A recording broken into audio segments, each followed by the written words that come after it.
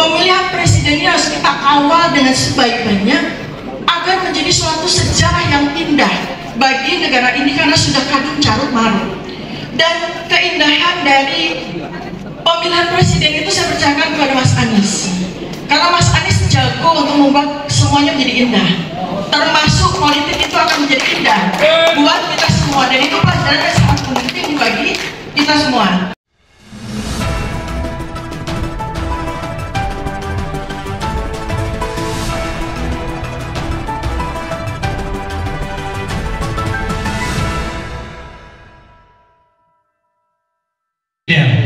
Dan dia bersiap-siap untuk mengkritik yang sangat keras kepada Bapak Anies Baswedan, Dr. Tifauza.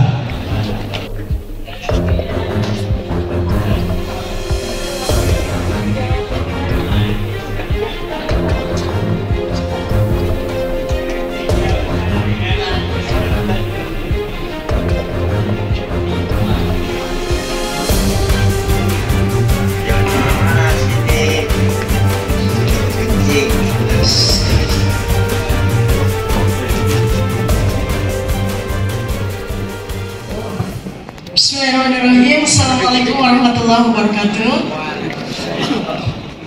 Asik. Ya, enggak Mas Refli, saya nggak akan mengkritisi Mas Anies. Kami bertetangga sama-sama di Cilandak, jadi gampang kalau mau kritik, tinggal main ke rumah beliau dekat. Tadi saya juga sudah sampaikan sama Bang John, karena saya hanya punya waktu 5 menit, 2 jam sisanya kita selesaikan nanti di di pendopo aja Mas Anies ya. Baik, jadi saya juga baru terpana bahwa karena tokoh-tokoh yang dihadirkan oleh Mas Refli di sini bukan semuanya mendukung Mas Anies. Ya. Nah, karena itu maka tadi saya minta masukan. Saya punya 2.880 titik di seluruh Indonesia, di mana satu titik itu anggotanya kira-kira 10.000 orang. Saya minta masukan kepada beliau-beliau, apa aspirasi dari teman-teman semuanya, karena teman-teman juga belum tahu saya akan memilih siapa. Tadi teman-teman bilang Dr. Tifa dukung Mas Anies sebagai sahabat. Karena itu saya di sini akan bicara kepada Bapak dan Ibu yang belum mendukung Mas Anies. Saya adalah sahabat beliau dari kecil. Kami teman SD, udah sama-sama juara ini dan itu. SMP-nya beda, tapi kami tetap bersahabat. Kami ketemu di SMA 2 Yogyakarta. Kami adalah kawan OSIS dari kelas 1. Beliau waktu itu jadi wakil ketua OSIS, saya menjadi sekretaris umum. Kami bersama-sama, besar bersama di SMA 2. Lalu kemudian pada waktu kelas 2, kami menjadi capres, jadi calon ketua OSIS. Jadi saya adalah pesaing beliau, beliau adalah pesaing saya.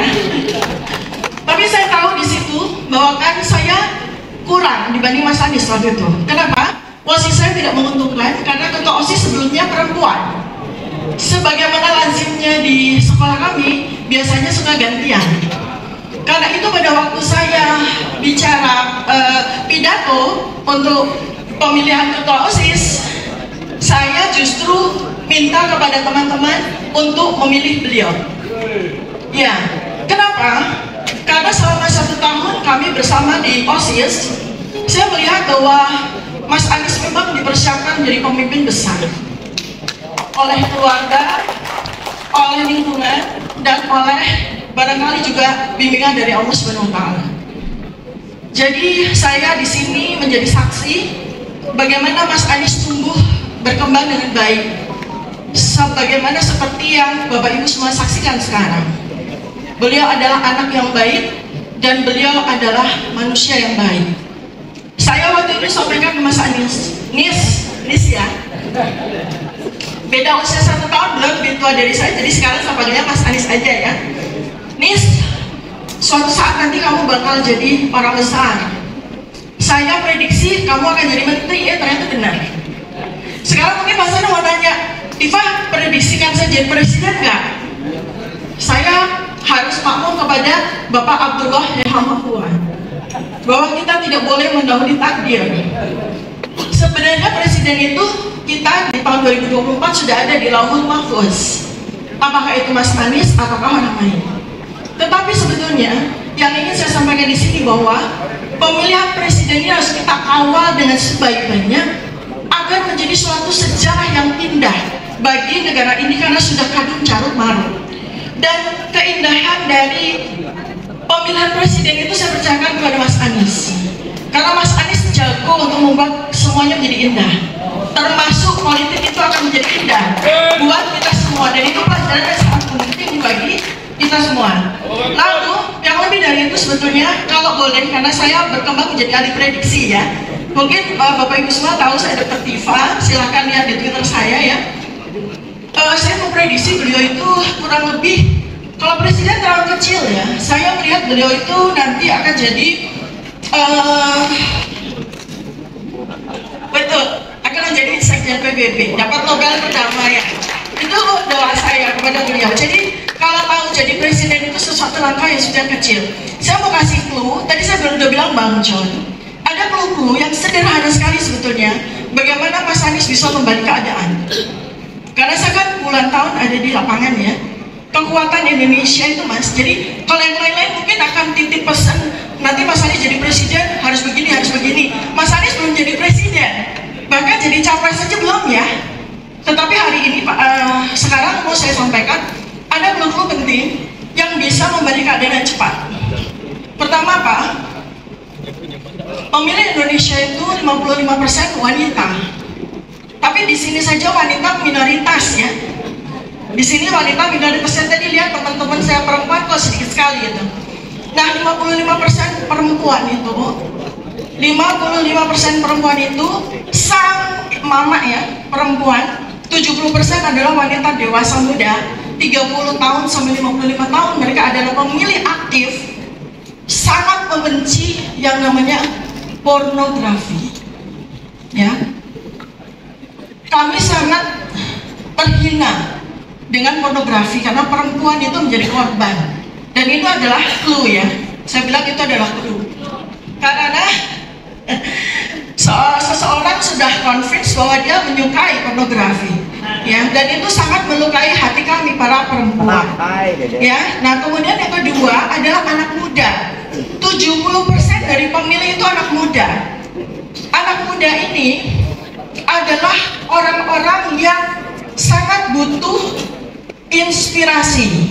Mas Anies adalah inspirasi yang tepat, bukan Mas Aniesnya Mas, tetapi Mutiara, Kaisar, Mikail, Ismail, itu inspirasi yang luar biasa, karena mereka adalah produk dari pendidikan seorang ayah yang berhasil.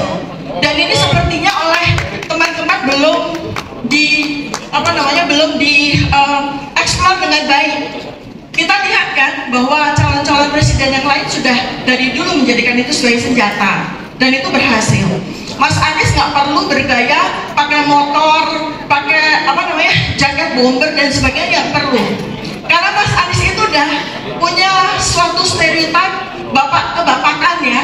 Jadi nggak perlu harus ganti baju yang aneh-aneh seperti naik motor mobil dan sebagainya, nggak perlu.